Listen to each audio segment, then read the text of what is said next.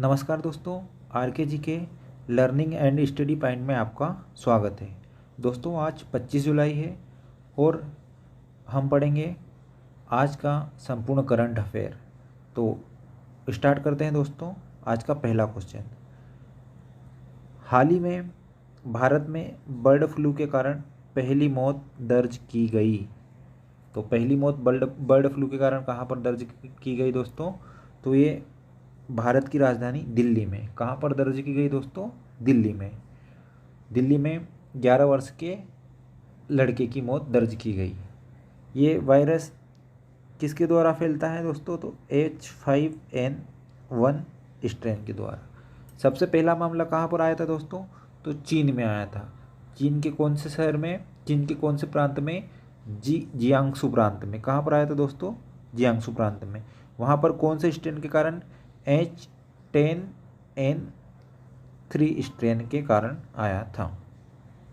और ये बीमारी दोस्तों मुर्गियों से किस में होती है? इंसानों में फैल रही है। इंसानों से इंसानों में अभी तक कोई केस देखा नहीं गया है, लेकिन मुर्गियों से किस में फैल रही है? इंसानों में फैल रही है। और इसकी रिकवरी रेट कितनी है दोस्तों? 50% है। अर्थात 50% लोगों के ठीक होने की संभावना है और 50% मरने की संभावना है। रिकवरी रेट कितना हो जाएगा दोस्तों? 50%। इसी के साथ अगला क्वेश्चन देखते हैं दोस्तों। हाल ही में किस देश ने क्यूबा में ऊंचाई पर स्थित गुब्बारों से लोगों तक इंटरनेट भेजने की योजना बनाई? तो दोस्तों कहाँ पर? क्यूबा में मंदी के कारण लोगों ने आंदोलन चालू कर दिया सरकार के खिलाफ और वहाँ पर घर में घुसकर पीएम की हत्या कर दी गई है। ठीक है दोस्तों, तो वहाँ पर इस कारण से इंटरनेट सेवा क्या है? बंद है।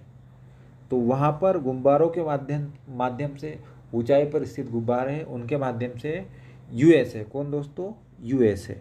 तो यूएसए क्या पहुँचा रहा है? इंटरनेट पहुँचाने की कोशिश कर रहा है। ये योजना बनाई किसके द्वारा बनाई है?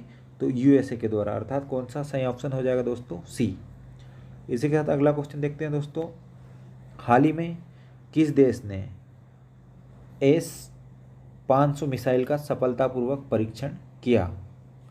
तो दोस्तों किसके द्वारा किया गया? रूस के द्वारा। अर्थात इस प्रश्न का सही उत्तर क्या हो जाएगा दोस्तों? बी ऑप्शन, रूस। अगला क्वेश्चन देखते हैं दोस्तों।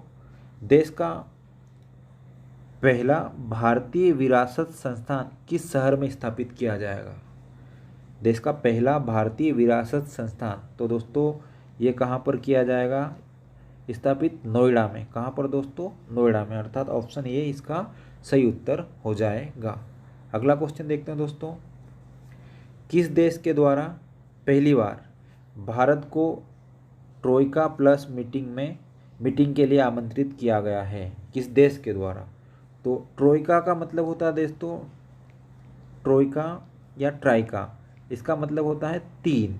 तो ये ट्राइका प्लस मीटिंग दोस्तों 3 शक्तिशाली देशों के बीच होती है, मतलब रसिया, यूएसए और चाइना। ट्राइका या 3 का मतलब क्या हो गया? रसिया, यूएसए और चाइना। अभी हाल ही में अफगानिस्तान में तालिबान वाला केस देख ही रहे होंगे दोस्तों। तो वहाँ पर शांति स्थापना के लिए रूस ने किसको आमंत्रित किया है? भारत को। पहले ये शक्तिशाली देश कौन कौन? रूस, यूएसए और चाइना, यही थे। लेकिन अभी चौथे नंबर पे रूस ने किसको आमंत्रित किया है? भारत को। तो इस प्रश्न का सही उत्तर कौन हो जाएगा दोस्तों? सी, रूस। अगला क्वेश्चन देखते हैं दोस्तों। हाल ही में किसने आरोग्य रक्षक स्वास्थ्य बीमा योजना लॉन्च की है? कौन सी? आरोग्य रक्षक स्वास्थ्य बीमा। तो दोस्तों हाल ही में किसके द्वारा? एलआईसी के द्वारा। किसके द्वारा? एलआईसी के द्वारा क्या किया गया है दोस्तों? आरोग्य रक्षक स्वास्थ्य बीमा लॉन्च की गई है। इसी के साथ अगला क्वेश्चन देखते हैं दोस्तों। हाल ही में ओलंपिक का उद्घाटन किया गया, तो कहाँ पर किया गया दोस्तों? ये कब से स्टार्ट हुए हैं? 23 जुलाई से। कहाँ पर? टोक्यो में। तो कहाँ पर उद्घाटन किया गया दोस्तों? टोक्यो में। इसी के साथ अगला क्वेश्चन देखते हैं दोस्तों। हाल ही में भारतीय राष्ट्रीय राजमार्ग प्राधिकरण के अध्यक्ष का अतिरिक्त प्रभार किसे दिया गया है? भारतीय राष्ट्रीय राजमार्ग प्राधिकरण का अतिरिक्त प्रभार, अध्यक्ष के अतिरिक्त प्रभार किसको दिया गया है? तो अरमान गिरिधर को दोस्तों, किसको? अरमान गिरिधर को अतिरिक्त अध्यक्ष का प्रभार दिया गया है। इसलिए इस प्रश्न का कौन सा उत्तर ऑप्शन सही हो जाएगा? बी ऑप्शन सही हो जाएगा। इसी के साथ अगला क्वेश्चन देखते हैं दोस्तों। हाल ही में चर्चित पुस्तक लेस अस ड्रीम किसके द्वारा लिखी गई? तो लेस अस ड्रीम दोस्तों किसके द्वारा लिखी गई? पोप फ्रांसिस के द्वारा, अर्थात इस प्रश्न का सही उत्तर कौन हो जाएगा? डी। अगला क्वेश्चन देखते हैं दोस्तों। हाल ही में किसे यूनेस्को की विश्व विरासत सूची से बाहर कर दिया गया है? तो दोस्तों लिवरपूल को विश्व विरासत सूची से बाहर कर दिया गया, अर्थात इस प्रश्न का सही उत्तर ऑप्शन सी लिवरपूल होगा। अगला क्वेश्चन देखते हैं दोस्तों। हाल ही में देश भर में राष्ट्रीय प्रसारण दिवस नेशनल ब्रॉडकास्टिंग डे मनाया गया। तो कब मनाया गया दोस्तों? नेशनल ब्रॉडकास्टिंग डे 23 जुलाई को राष्ट्रीय प्रसारण दिवस मनाया गया, अर्थात इस प्रश्न का ऑप्शन डी सही होगा। ऑप्शन डी सही उत्तर होगा, अर्थात 23 जुलाई को राष्ट्रीय प्रसारण दिवस मनाया गया। अगला क्वेश्चन देखते हैं दोस्तों। ऑपरेशन मेघदूत का संबंध है किससे दोस्तों? ऑपरेशन मेघदूत का संबंध किससे है? सियाचिन से। किससे दोस्तों? सियाचिन से। सियाचिन 1984 में किसके द्वारा फतेह किया गया था? भारत के द्वारा। किसके विरुद्ध? पाकिस्तान के विरुद्ध। ये अगर बात करेंगे सियाचिन की दोस्तों, तो विश्व की सबसे ऊंची युद्ध भूमि किसको माना जाता है? सियाचिन को। बैटलफील्ड, सबसे ऊंची बैटलफील्ड किसको माना जाता है? सियाचिन को। ये कहाँ पर है? तो ये नुब्रा नदी घाटी में स्थित है। कहाँ पर है दोस्तों? नुब्रा नदी घाटी में स्थित है, या नुब्रा नदी की घाटी में स्थित है। कौन? सियाचिन। इसी के साथ अगला क्वेश्चन देखते हैं दोस्तों। खेल विश्वविद्यालय कहाँ स्थापित किया जाएगा? तो दोस्तों खेल विश्वविद्यालय कहाँ पर स्थापित किया जाएगा? मणिपुर में। कहाँ पर दोस्तों? मणिपुर में। तो खेल विश्वविद्यालय कहाँ पर दोस्तों? मणिपुर में स्थापित किया जाएगा। लेकिन मिजोरम ने खेल को उद्योग का दर्जा प्रदान किया। किसको दोस्तों? खेल को किसका दर्जा? उद्योग का दर्जा प्रदान किया है। खेल विश्वविद्यालय मणिपुर में, लेकिन मिजोरम के द्वारा खेल को उद्योग का दर्जा प्रदान किया गया है। इसी के साथ अगला क्वेश्चन देखते हैं दोस्तों। रेल विश्वविद्यालय कहाँ स्थापित किया जाएगा? पहले था खेल, अब क्या है? रेल। तो रेल विश्वविद्यालय दोस्तों कहाँ पर स्थापित किया जाएगा? अगर ऑप्शन देखते हैं तो गांधीनगर, वडोदरा, राजकोट, अहमदाबाद। ऑप्शन को देख के लग रहा है दोस्तों कि कहाँ पर? गुजरात राज्य में स्थापित किया जाएगा। कहाँ पर? गुजरात राज्य में स्थापित किया जाएगा।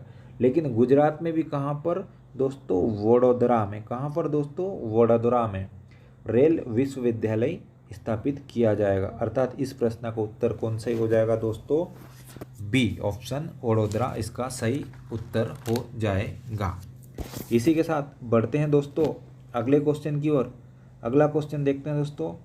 डीआरडीओ ने सतह से हवा में वार करने वाली किस नई पीढ़ी की मिसाइल का सफल परीक्षण किया है? सतह से हवा में डीआरडीओ के द्वारा सतह से हवा में सरफेस टू एयर की बात हो रही दोस्तों। तो किस नई पीढ़ी की मिसाइल? तो दोस्तों यहाँ पर किसका सफल परीक्षण किया गया? आकाश का। सतह से हवा में कौन कौन सी हो जाएगी? एक तो मिसाइल आकाश, दूसरी हो जाएगी त्रिशूल। इसके अलावा ये तो सतह से किस में हो गई?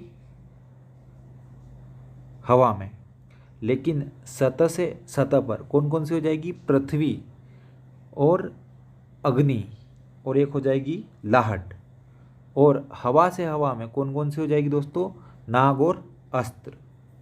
फिर से एक बार बता देता हूँ दोस्तों, सतह से सरफेस टू सरफेस में कौन कौन हो जाएगी दोस्तों? एक तो पृथ्वी, और दूसरी हो जाएगी अग्नि, और तीसरी हो जाएगी लाहट।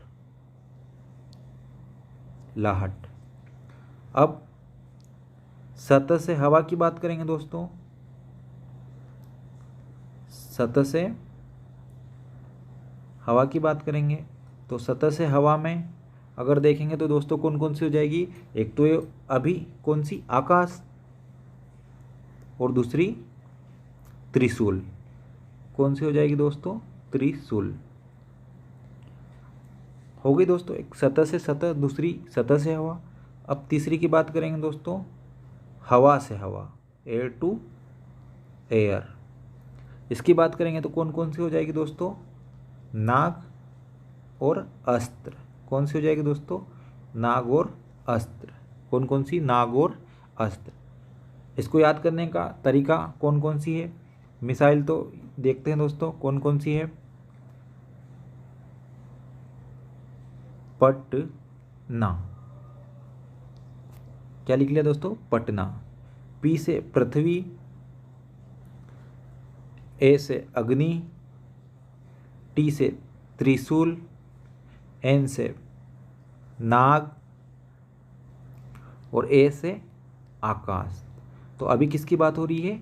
आकाश की बात हो रही है दोस्तों। किसकी बात हो रही? आकाश की। तो ये कैसी है? सतह से हवा में मार करने वाली नई पीढ़ी की मिसाइल का परीक्षण किया गया। तो ऑप्शन, इस प्रश्न का ऑप्शन कौन सा सही हो जाएगा?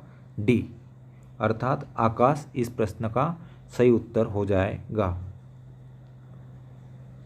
दोस्तों आज के लिए इतना ही काफ़ी है। मिलते हैं अगले वीडियो में।